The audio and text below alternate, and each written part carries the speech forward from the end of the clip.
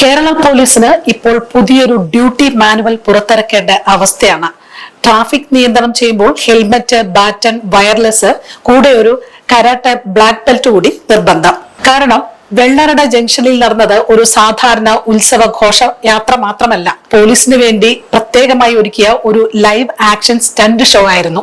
ചൂണ്ടിക്കൽ ക്ഷേത്രം ഉത്സവ ഘോഷയാത്ര എത്തുമ്പോൾ ഭക്തിയും ഭജനയും ഒക്കെ നടക്കുമെന്ന് കരുതി നിന്ന പോലീസിന് കിട്ടിയത് റോഡിന്റെ നടുവിൽ പാർക്ക് ചെയ്ത വാഹനങ്ങളും അതിനു മുകളിൽ ഫുൾ എനർജി ഡാൻസ് പെർഫോമൻസ് നടത്തിക്കൊണ്ടിരുന്ന സഖാക്കളും. ട്രാഫിക് ബ്ലോക്കുകൾ കണ്ട് സിവിൽ പോലീസ് ഓഫീസർ വളരെ വിനയത്തോടെ സഖാവെ ഒന്ന് മാറിയാൽ വാഹനങ്ങൾക്ക് പോകാം എന്ന് പറഞ്ഞു. പക്ഷേ ആ വാക്ക് കേട്ടതും അതൊരു ട്രാഫിക് നിർദ്ദേശമല്ല, ഡാൻസ് റിയാലിറ്റി ഷോയിൽ നിന്ന് എലിമിനേറ്റ് ചെയ്യാൻ പറഞ്ഞതുപോലെ സഖാക്കൾക്ക് തോന്നി. ഉടനെ മറുപടി അസഭ്യം, തള്ള്, ബോണസായി നെഞ്ചിലൊരു സ്പെഷ്യൽ ഇടിയും. സിനിമയിലെ ഹീറോ എൻട്രി പോലെ രംഗത്തേക്കെത്തി SI അഭിജിത്ത്. പോലീസ് യൂണിഫോമിന്റെ കരുത്തിൽ അദ്ദേഹം പ്രശ്നം ശാന്തമാക്കാൻ ശ്രമിച്ചു.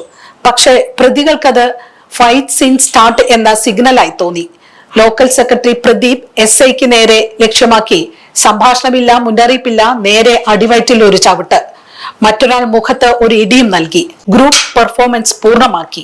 ഇത് കണ്ട് സാധാരണ ജനങ്ങൾ ചിന്തിച്ചു, ഇതൊരു ഉത്സവമാണോ, അല്ലെങ്കിൽ Kerala police versus local secretary എന്ന പുതിയ IPL മാച്ചാണോ? പരിക്കേറ്റ SIയും സംഘവും ചികിത്സയ്ക്കായി ആശുപത്രിയിലേക്ക് പോയപ്പോൾ അവിടെയും പ്രതികൾ ഫോളോ അപ്പ് ഷോ നടത്താൻ എത്തി.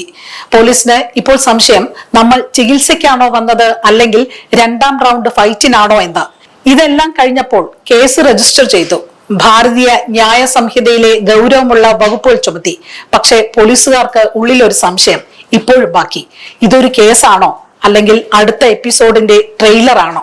കഴിഞ്ഞ ദിവസം മാൾ ഓഫ് ട്രാവൻകൂറിലും പോലീസിന് നേരെ ആക്രമണമുണ്ടായിരുന്നു. അതിനുശേഷം ഇത് രണ്ടാമത്തെ ലൈവ് ഷോ.